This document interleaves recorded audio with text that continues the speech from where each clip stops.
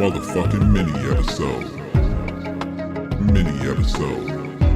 Motherfucking mini episode. Yep, there it is, ladies and gentlemen. Welcome to another phenomenal episode of My Mama Told Me, a motherfucking mini episode of the podcast where we dive deep into the pockets of black conspiracy theories, and we finally work to prove the theories that you, the listeners, have at home. It's that simple, folks. There's nothing else to it. I ain't got no other information for you. You know the motherfucking games. You know how this works. And god damn it, do we have a fun one this week. This message comes to me from a person who did not include their name. There's no name attached to this. It says at the end of the message, sent from Yahoo Mail on Android. So this is a goddamn maniac as far as I'm concerned. You are combining some of the most toxic technologies ever created by man, Yahoo and Android, to send a message to me. I'm amazed my computer didn't blow up, sir and or madam.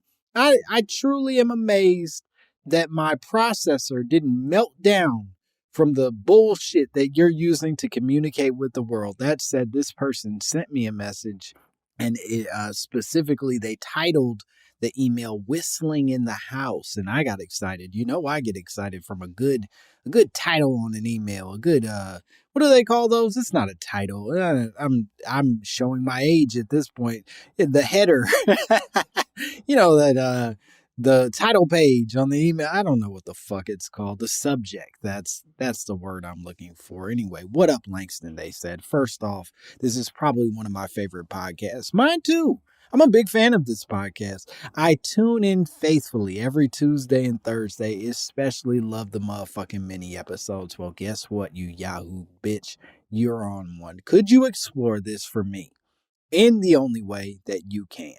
My mama told me, and this really came from my mama and not some nigga on the street, that whistling in the house is bad luck. I'm curious if this is some cultural fossil left from African culture. Thanks in advance. Keep up the hilarious good work, and bye, bitch. The black hand thumbs up. Great. Sent from Yahoo Mail on Android. Anyway, the point is, this person brought up whistling in the house, and I'm very curious because I personally, and I'm from the Midwest, I don't know that we necessarily carry deep African roots. You know what I mean? That ain't exactly our style. We got casseroles. We got thick grits. You know what I mean? That's more Midwestern shit, I think, than connections to the motherland. That said, I did want to do some research to figure out if this whistling in the house being bad luck is in fact a thing that came from the diaspora, or is more complicated than that. If there's more to it, and as it turns out, this surprised me. This conspiracy theory, this superstition, doesn't seem to be particularly black in nature or even American in nature. Although I did read some suggestions, and I actually heard some suggestions from a future guest, in fact, that this might have some connections to a Nigerian conspiracy theory or Nigerian superstition, that there is probably some motherland connections. However, all kinds of cultures outside of Africa across the world seem to maintain that whistling, especially in particular places, comes with bad luck, or at least attracts a potentially negative energy. For example, the people of Turkey believe that whistling indoors is actually calling the devil, which feels a little more dramatic than just bad luck. You know what I mean? Bad luck is like, I stubbed my toe and lost my wallet. Calling the devil is like, I stubbed my toe and then that toe got infected and I died before I could even make it to the hospital. Also, I lost my wallet. You know what I mean? That's the devil being called upon by this whistling. And similarly, in Japan and China, they are less concerned with so much the location of the whistle, right? They don't give a damn where you whistle. And instead, they focus on the timing of the whistle, right? They believe that whistling at night can disturb the peace of the night and therefore bring danger on yourself. And this one feels pretty logical to me. That makes perfect sense if you're asking me, because if you're walking around whistling at night and someone doesn't beat the shit out of you, I don't know what we're even here for. That seems like a natural 1+1 = punch in your face. You know what I mean? I'm not a violent man, but anyone who feels the need to whistle Dixie past 9 p.m. deserves to have their knees decapped as far as I'm concerned. There should be no cap on them knees if you're going to be whistling at night, you fucking psychopath. I can't imagine walking down the street and somebody's just approaching me whistling. If that ain't the most haunting imagery that anybody can muster up, I don't know what is. And they deserve to have the shit kicked out of them for said whistling. It is worth noting that the Chinese do not believe this is all bad, right? And they actually think that skillful Chinese practitioners can actually use the whistling to summon supernatural beings. I guess like positive supernatural beings. You know what I mean? Like Casper was a friendly ghost and you could potentially get him, not his uncles. But like supernatural beings, wild animals, the whistling apparently can attract and even control the weather. You can be like Storm with whistles, according to some Chinese believers. In Russia, it is believed that the whistling indoors will actually bring poverty, that you'll go broke from whistling indoors. And there's this old Russian proverb that basically refers to whistling money away. Even more haunting, the people of Estonia believe that whistling indoors will bring bad luck that will set your house on fire. You understand, your house will be set ablaze from whistling indoors. And this one definitely feels like it happened to one dude, and then he decided to make it everyone's problem. You know what I mean? Like this dumb motherfucker was cooking and whistling and not paying attention. His house went up in flames, and then he was like, man, y'all got to stop whistling at your crib. That's just dangerous, dog. It's like, I don't know if it's dangerous if you're just stupid and Estonian. I don't know anything about Estonians, and I apologize to all of my Estonian listeners. I'm not even sure if you're called Estonians. You might be Estoniations. I don't know. I'm truly ignorant to you and what y'all got going on there. So my bad. Just don't burn your house down, I guess. Keep the whistles to yourself. The scariest whistle truthers out there seem to be the people of the UK, though. I read something about the people in England. There's this belief in something called the Seven Whistlers. Ooh, scary already. The Seven Whistlers, which refers to 7 ominous bird-like spirits that fly together at night and whose calls foretell someone's inevitable downfall. These just 7 fucking Akatsu birds.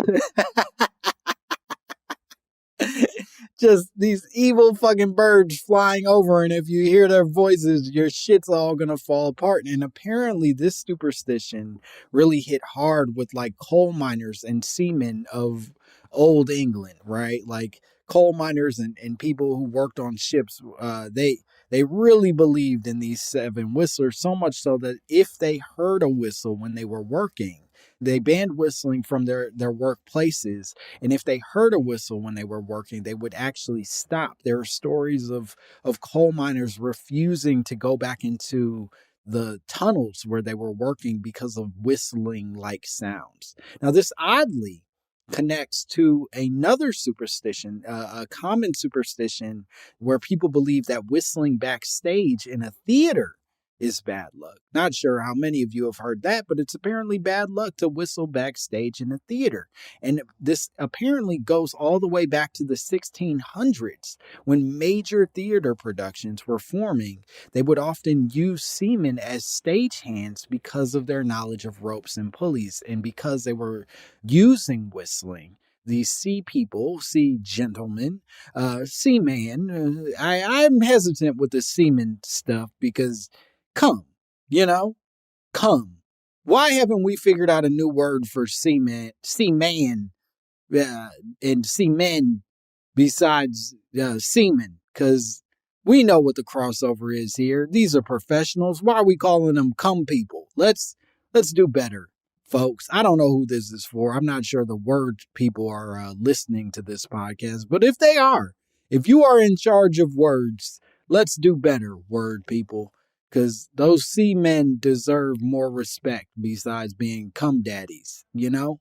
Anyway, because these seamen use whistling backstage as a form of communicating their needs, right? Pull this rope, tug on this, hold this up, move that set piece, whatever the fuck it is, they're using whistling to communicate all of that.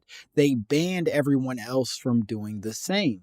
But the risk being that if someone were to whistle backstage, they might trigger a set change early and cause damage to the production or injury to everyone else around them. You whistle, this dude pulls a curtain early. Now everybody sees the main actor's big old penis. You know, that's what's happening in this situation. That's the story that apparently was forming our decisions about whistling inside. So that said, don't whistle. I think that's really the big takeaway from all of this. Just shut the fuck up. Stop all that goddamn whistling. Nobody's impressed. Nobody's like, holy shit, you could whistle in 2022? Just find a different trick. Show somebody a YouTube video of a grandma getting punched in the titty. That's way better than whistling, I would say. I would say objectively, grandma getting punched in the titty on YouTube, it will entertain family for much longer. We no longer have to heat our homes via a wood stove. So, you know, entertainment has changed. You could stop all the whistling and do better. Believe in yourself and do better. Okay, if you have conspiracy theories about odd mouth-based superstitions that your mom told you, you can send them to mymommapod@gmail.com. I would love to hear from you. And as always, please subscribe to the podcast, write reviews of the podcast. It's all available for you to do. And be sure it's coming up soon, and I'm excited about it. But Bust Down is coming to Peacock, and I would love for you guys to check it out. It's coming March 10th, and I want everybody who listens to my bullshit to know that I made even more important bullshit that's available on Peacock March 10th. So go check that out. Anyway, that's all I got for you. Bye, bitch. Motherfucking mini episode. Mini episode. Motherfucking mini episode. Motherfucking mini episode. Mini episode. Motherfucking mini episode.